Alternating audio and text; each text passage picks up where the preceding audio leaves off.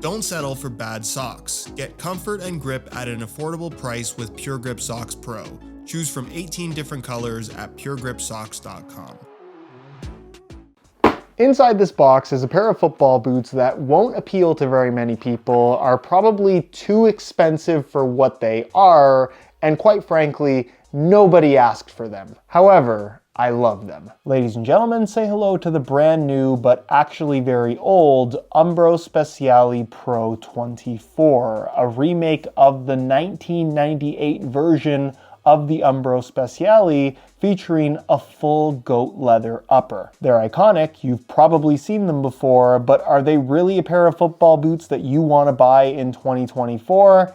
Probably not. And that's before you even heard the price tag, because on the off chance that you do actually want a pair because you love the classics like myself, you can get a pair of these boots in either white and black like I have here, or the reverse black and white for the low price of $250. I'm not kidding either, that's the price tag right there on the box. And in fairness to Umbro, the price of just about everything has gone up. However, if we're being realistic, this is basically a classic Adidas Copa Mundial with the Umbro double diamond. And once upon a time, the Copa used to retail for under $100. It's gone up significantly over the years, but even then, a Copa is gonna run you $180 in 2024, and these are $70 more than that. This of course begs the question, are they worth it over Copas, or are they even worth it at all? Because $250 effectively buys you almost any football boot on the market these days, so why on earth would you buy an Umbro Speciali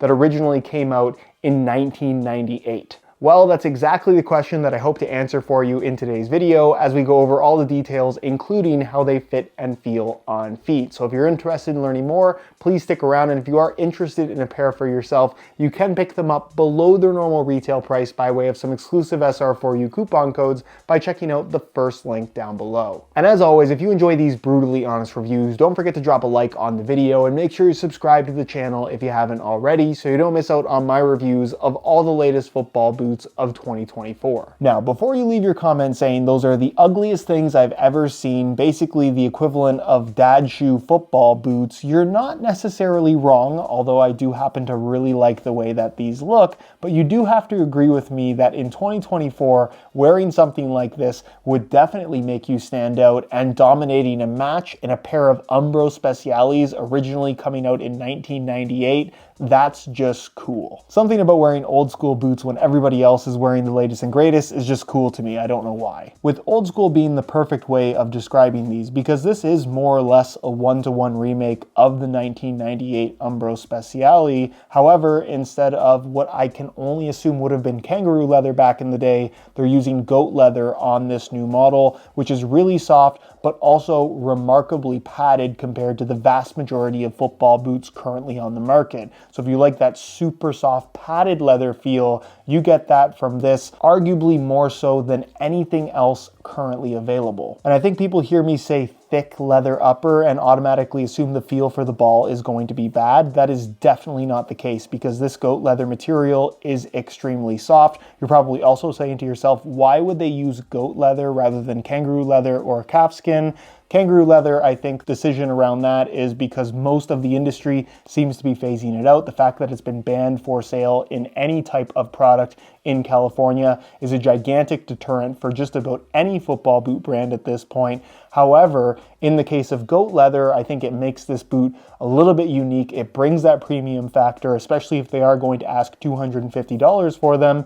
And it isn't something that we haven't seen before. Nike has used it on the Lunar Gato 2. As far as I know, they're still currently using it. And this is just a really high quality material, stitching all the way through. The old school Umbro A-frame in the form of this synthetic piece for the sake of some added structure. The Umbro Double Diamond is also in synthetic on both the lateral and medial side of the foot, and somewhat disappointingly, the main body of the tongue is also synthetic, with the flap itself being actual leather. Nonetheless, everything that is pretty much making contact with the ball other than that tongue is that soft goat leather material, making for a super consistent touch, and in general, because of the padding that it provides all the way through without sacrificing feel for the ball, there's a great sense of control from these that so many modern football boots don't necessarily provide, despite all the technology and marketing that's being pushed on us as consumers. In other words, they might look like 26-year-old football boots, but when it comes to control, they're going to do the same job, if not better, than anything that's currently available. Of course, the laces run directly down the middle with a traditional U-throat construction, that standalone tongue, as well as the pre-flop tongue with the Umbro Speciali embroidery on the top, where the embroidery itself is maybe a little bit on the sloppy side, but I also think it's pretty true to what would have been the case in 1998, which I think really gives this boot some old school charm, because if I didn't tell you otherwise, you'd probably guess these were just really old football boots, which is part of what I really like about them. Of course, you're going to get a low cut construction with this boot, as pretty much all boots were at this point in time. You have an internal plastic heel counter that is nice and solid, definitely a little bit more structured when you're comparing it to something like a classic Copa Mundial, and then the heel liner is that smooth synthetic leather material that is a little bit slippery against socks. I think grip socks in this football boot in particular is something that would be strongly advised just to prevent any kind of slippage, but as long as you get the sizing right, the slippage as a whole should not be a significant issue. And then the insole fully removable. This is kind of a modern element compared to the rest of the boot, where it has that smooth mesh liner on the surface, and it's made from a single layer of this relatively thick, super spongy white foam. As for the base of the boot, the sole plate and stud pattern has been kept, once again, very true to the original, where I think it probably would have been pretty interesting for them to have used modern plastics and in general just made the boot a little bit lighter, something we'll talk about in just a second, but they've used very traditional, kind of heavy duty, old school plastic that's nice and flexible through the forefoot, but relatively stiff and rigid through the midfoot and heel, despite its perfectly flat nature. It's also nylon stitched pretty much all the way along the edge of the upper, allowing for great overall durability, something that I would anticipate from a boot as rugged as these are. And then as far as the stud pattern is concerned, it is similar to the Copa Mundial, as most boots were at this point in time. However, you are getting some extra studs in the forefoot, which more evenly distribute stud pressure and in general provide better traction than I think a lot of people would expect. You also get this kind of bumper here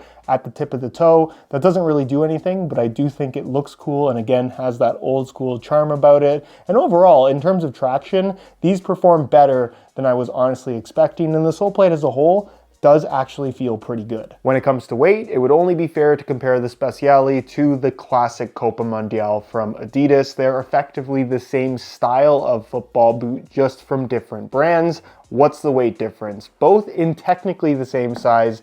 These are a 10, which we'll talk about in just a second. These are an 8, which, believe it or not, they fit exactly the same in terms of length. We'll start off with the Copa Mundial. You can see that they weigh in at 10.7 ounces, the equivalent of 303 grams. So obviously not the lightest boots in the world. Then we'll throw on the Umbros, and you can see that they weigh in at 10.8 ounces, the equivalent of 307 grams. For those keeping score at home, that's a weight difference of 4 grams between these two in favor of the Copa, which is technically that little bit lighter. Not to say that you're going to be able to feel 4 grams on your feet, but I will say it's a little bit surprising to me that these aren't lighter, given that it is technically a new release. You'd expect the construction, at least with newer style plastics, to be a little bit lighter, but I guess it really goes to show the commitment from Umbro to make something that is as close to the original Umbro Speciali as possible.